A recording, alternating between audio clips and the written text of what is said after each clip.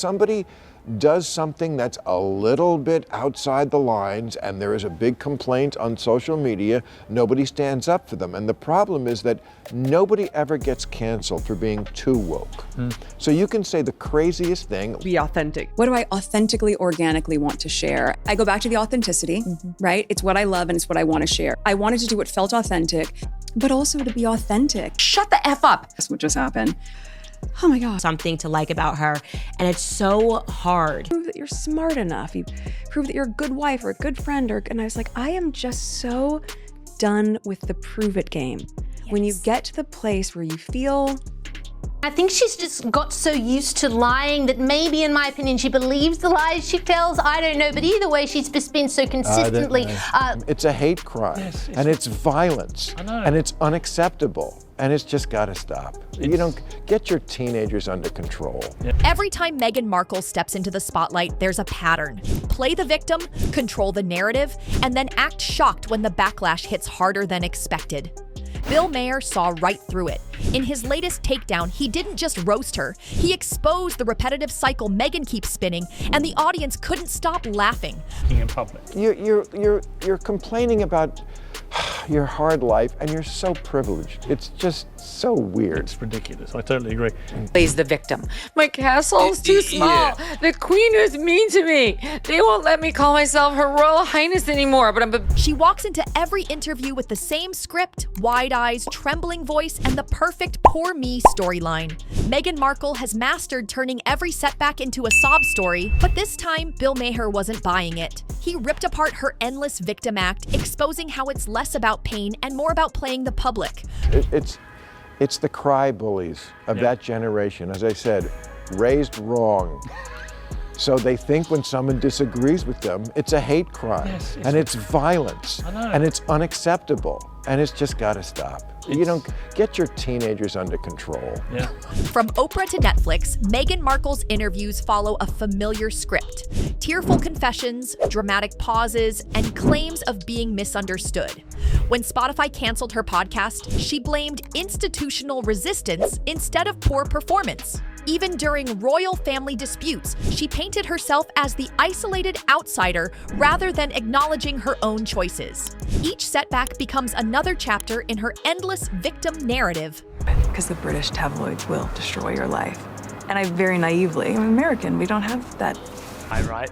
I'm so unsafe when I'm in Britain. Everybody's trying to kill me. My family would be at such risk. Oh my God, do you realize how unsafe he is? From claiming she knew nothing about the royals to blaming the British tabloids, Meghan throws in dramatic stories topped with victimhood tears on every single podcast.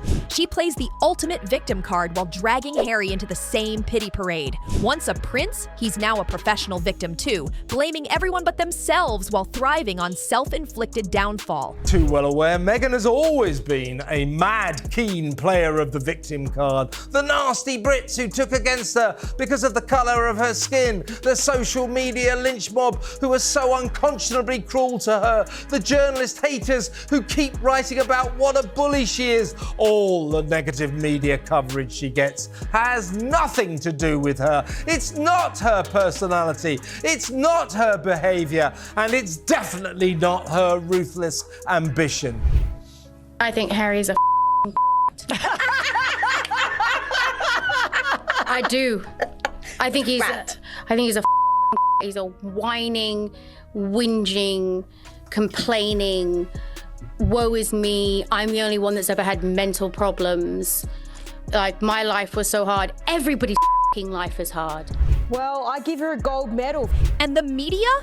Oh, they didn't even need popcorn. One look and they were already dissecting every tear, every dramatic pause, like it was the season finale of a bad soap opera. Yeah, they're just it's just so great. This is why it's so nice to not have makeup on. And if you thought the victim routine was the peak, buckle up because right after the tears dry, enters Meghan's favorite mode, narcissist level unlocked. Suddenly, she's not just the wronged princess. She's the center of the universe who believes every eye, camera, and headline should orbit around her. It's like watching a one-woman show where only she matters and everyone else is just background noise. I didn't like feeling forced to be all looks and little substance. And that's how it felt for me at the time. being reduced to this specific archetype. What has emerged is a self-absorbed narcissist living in a parallel universe with her own version of the truth. Meghan has proved time and again that the Meghan Show has only one star herself. Friends, family, the royal family, she treats them all like disposable props in her script, using them when it benefits her and tossing them aside when the credits roll. People aren't whispering, they're shouting. This isn't confidence, it's textbook narcissism, with every phase of her life screaming, Fake royal. Me. Do you know her? No, but she is a malignant narcissist who cannot get enough of herself. And then comes the privacy plot twist. Meghan and Harry scream for privacy louder than anyone, while signing deals to spill every private detail on camera. It's like saying, please no photos, while live streaming from the driveway. Every time they demand to be left alone, they show up on another podcast, docuseries, or magazine cover, privacy, Markle style.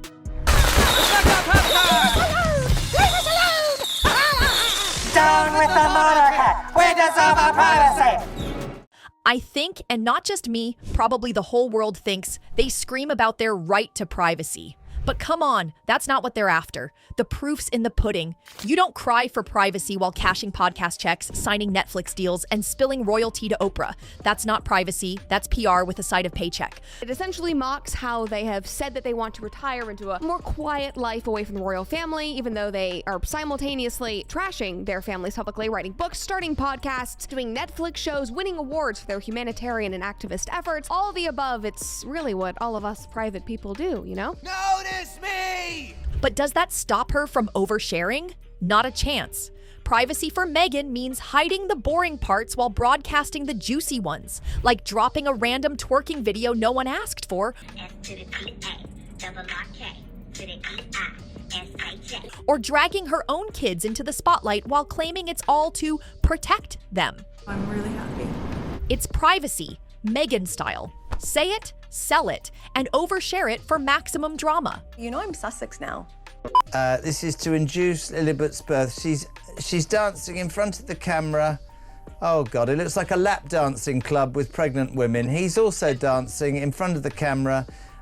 She's got a black dress on. She's literally holding her bump and twerking, and she's put this on social media. Is it me? Is it me, or is there nothing this woman... Is she ever going to get to the point where she literally looks in the mirror and goes, nobody's interested in my jam or my life, nobody likes me, shut the hell up? I mean, this is oversharing. And speaking of drama, Meghan's failures deserve their own Sussex survival guide to disasters. From interviews that backfired spectacularly to books that read like extended pity parties, she's been on a comedic freefall. For instance, her very first podcast with Jamie was a big disaster. Its clear motive was to make her liked by everyone, but it backfired so badly she ended up being mocked by almost everyone. But you guys, okay, the beginning of that clip where she's like, oh my God. Oh, you know. I just threw up a little in my mouth. Things really started to unravel when Meghan tried selling the idea that she showed up to the podcast raw and makeup free. Cute story, except critics couldn't help noticing. Turns out her version of no makeup comes with flawless skin, perfect lighting, and probably a glam squad hiding just off camera. So first of all, she had the hair blown out. It was perfect. I do not believe that she was makeup free there. She didn't have eye makeup on, which is a different thing. It's the greatest gift you can give. Body language experts jumped in and called it out for what it was fake. They said Meghan's emotional moments looked staged, with facial expressions that seemed practiced and way too perfect. The sighs, the pauses, the weird expressions, it all felt like she was remembering from a script.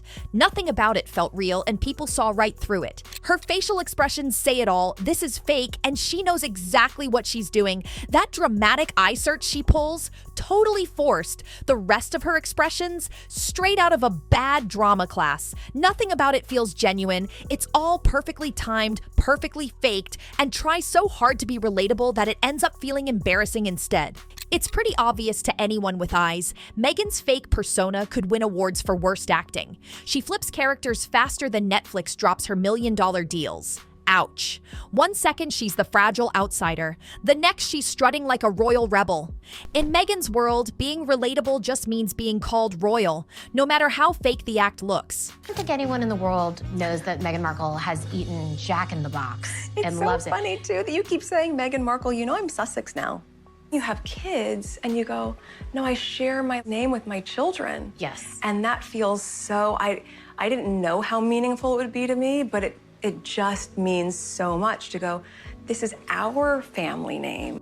This is the Fast Five with Meghan Sussex. Harry, may I call him Harry? By the way? I call him H. Yeah, yes, of course. Okay. That's his name. Mr. Sussex? People who knew Meghan before say this new soft, vulnerable act is pure fiction. Her old mannerisms were nothing like this. Now, while being royal and privileged, she puts on the "oh, I'm soft, I'm mommy" routine, crafting an image so forced it feels like she's auditioning for sympathy instead of being real. For me, it's so important that my kids see me as a working mom. Oh my God. And that we all see her as that. Because she feels guilty about the $150 million she grifted off of being a fake royal. It's unfair of her to call herself a working mom when the reality is laughable. What does she actually do besides manipulate Harry, use her kids as promo props, and pop up in the occasional Instagram post, podcast, or series flop? Real moms, without a shred of privilege, grind from sunrise to sunset just to feed their kids. Meanwhile, Meghan's version of hard work is deciding which sob story to monetize next. She's the only word I can put on there is insufferable. Keep saying, Meghan Markle, you know I'm Sussex now. You have kids and you go, no, I share my name with my children. Bill Maher pointed out perfectly how Meghan manages to cry and complain while living a life most people can only dream of. He joked that even with castles, contracts, and cameras on her side, she still finds a new drama to sell. Only Meghan could turn having everything into another episode of royal misery. You're complaining about your hard life. Meghan Markle's never-ending quest to appear authentic has completely backfired. Everything she does now feels staged, leaving her public image less genuine than ever. Her so-called real moments come off as carefully crafted performances, and the more she pushes this image, the more people see through it. Remember at the time of the racism claims against the royals?